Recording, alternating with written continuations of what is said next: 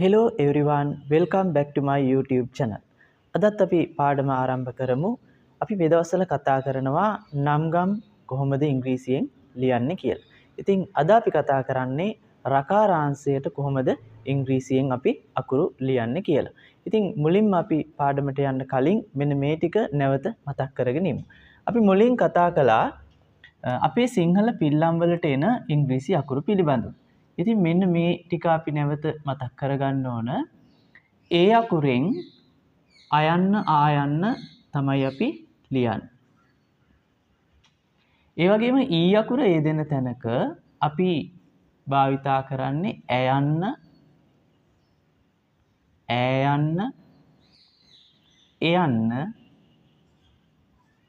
ඒයන්න. ඒ වගේම ඩබල් ඊ වලින් අදහස් කරන්නේ ඊයන්න. අයි අකුරෙන් ඉයන්න, ඕ අකුරෙන් ඔයන්න, ඕයන්න, ඩබල් ඕ වලින් ඌයන්න,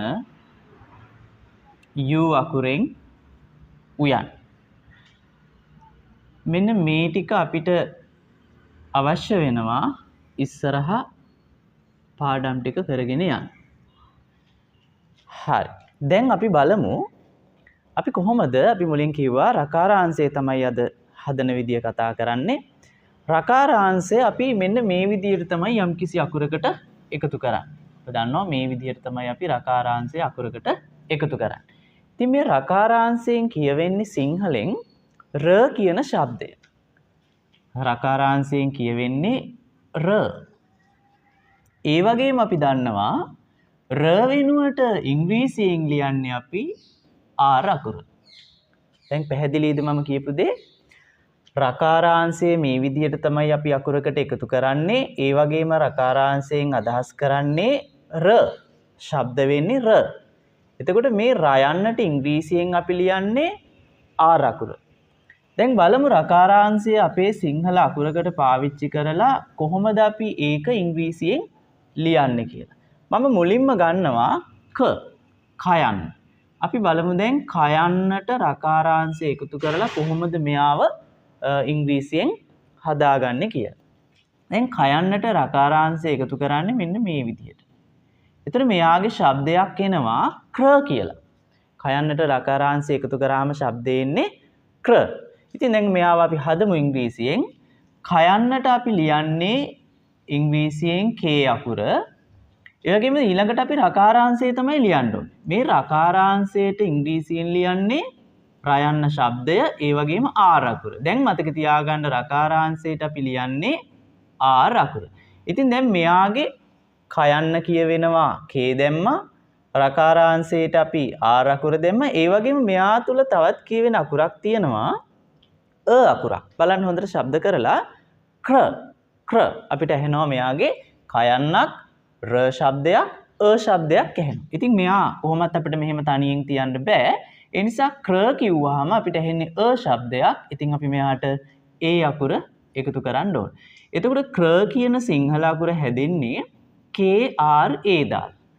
ඔන්න ඊළඟට අපි බලමු තව එකක් ක්‍රා.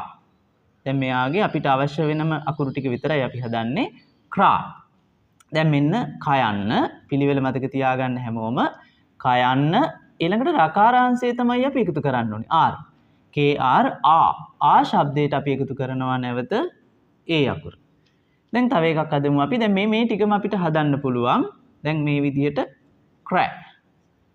ඔන්න ක්‍රෑ කයන්නට K රකාරාංශයට R ශබ්දයට අපි එකතු කරන්නේ E අකුර. ක්‍රෑ. ක්‍රෑ යන්නත් ඒ විදිහටමයි හදන්නේ. මෙන්න බලන්න. කයන්නට K රකාරාංශයට R දීර්ඝ ඇදයට අපි එකතු කරනවා E අකුර. මොකද මෙයාගෙන් ඈ ශබ්දයක් එන නිසා මෙතන ඈ යන්නට තියෙන්නේ E. ඒ නිසා ක්‍රෑ කියලා අපි හදනවා. ක්‍රේ අකුර බලමු. මෙන්න ක්‍රේ. කයන්නට K රකාරාංශයට R ශබ්දයට අපි එකතු කරන්නේ E අකුර. ඊළඟට අපිට පුළුවන් crayon හදන්නත්. cray. මෙතනත් වෙන්නේ කයන්නට k අකුර. ප්‍රකාරාංශයට r අකුර. මේ කොම්බුවයි හල් කිරීමෙන් ශබ්ද වෙන්නේ a යන්න. a යන්න කියන්නේ e අකුර. එතකොට අපි මෙයාට දානවා cray කියලා. ඊළඟට අපිට තව හදන්න පුළුවන් ක්‍රි. අපිට නම් ගම් ලියනකොට මේ ක්‍රි අකුර ඕන වෙනවා. කයන්නට k, ප්‍රකාරාංශයට r, ස්පිල්ල කියන්නේ i ශබ්දය, ඉයන්න. ඉයන්න කියන්නේ i අකුර, kri. kri. ඊළඟට තව එකක් අපි හදමු e යන්න. ක්‍රී. ක්‍රී ශබ්දය. කයන්නට k, ප්‍රකාරාංශයට r, දීර්ඝ ස්පිල්ල e ශබ්දය, ඩබල් e. හරි. මෙන්න මේ විදිහට ප්‍රකාරාංශය අපි යම්කිසි අකුරකට දාලා හදන විදිය තමයි මේ මම කියලා දුන්නේ. ඉතින් මේකෙන් අපිට නම් ගම් ලියන්න අවශ්‍ය වෙනවා. එතනදී අපි මේ විදිහට තමයි පාවිච්චි කරන්න ඕනේ. ක්‍ර, kra, ක්‍රා, kra, ක්‍රෑ, kre, ක්‍රෑ, kre, ක්‍රේ, kre, ක්‍රේ, kre, ක්‍රී, kri, ක්‍රී, kr, අපි තව අකුරක් හදලා බලමු. අපි ගමු ප්‍ර, පයන්නට. දැන් මෙන්න පයන්නට කොහොමද අපි ප්‍රකාරාංශය දාන්න කියලා බලමු. දැන් මේ විදිහමයි වෙනස් වෙන්නේ. කයන්න වෙනුවට අපි ප අකුර පාවිච්චි කරනවා. මේ බලන්න. පයන්නට p, ප්‍රකාරාංශයට නැවත මේ ටිකම තමයි අපි එකතු කරගෙන යන්නේ. ප්‍ර කියනකොට ප්‍රකාරාංශේ රයන්නට අපි r දානවා. ඊට පස්සේ අ දානවා.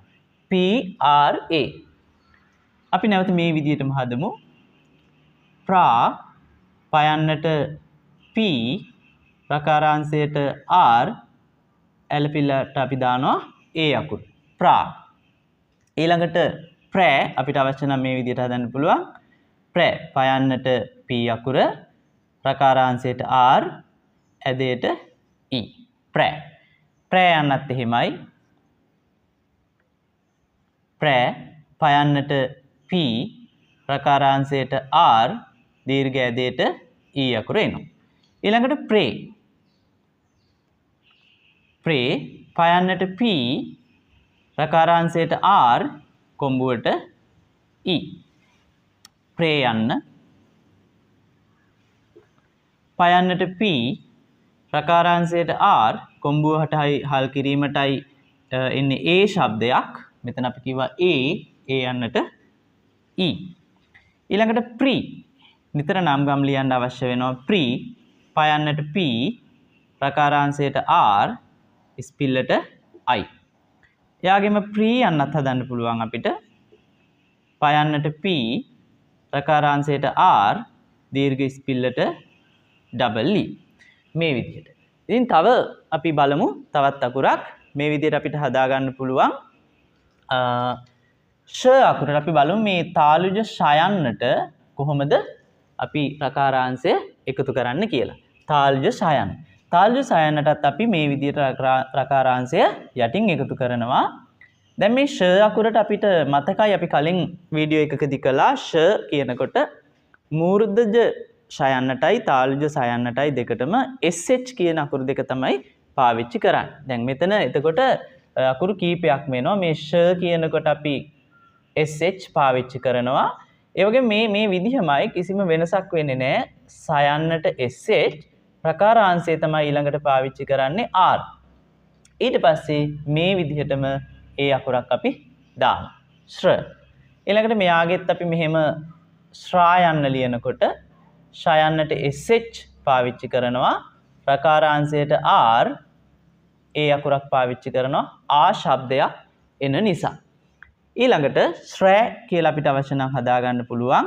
මෙහෙම ශ්‍රෑ, සයන්නට sh, ප්‍රකාරාංශයට r, ඈ ශබ්දයට e දාන. ඊළඟට ශ්‍රෑ, සයන්නට sh, ප්‍රකාරාංශයට r, e අකුරක් එකතු කරනවා. ඒ වගේම ශ්‍රේ කියනකොට කොම්බුව ෂයන්න මෙන්න ශ්‍රේ. ශ්‍රේ කියනකොටත් sh, r, E. ශ්‍රේ යන්නටත් හොඳට බලන්න ශ්‍රේ SH මුලින්ම ෂ යන්නට SH රකාරාංශයට R කොම්බුවයි හල් කිරීමෙනුයි කියවෙන්නේ ඒ ශබ්දයක්. එයාට අපි එකතු කරන්නේ E අකුර.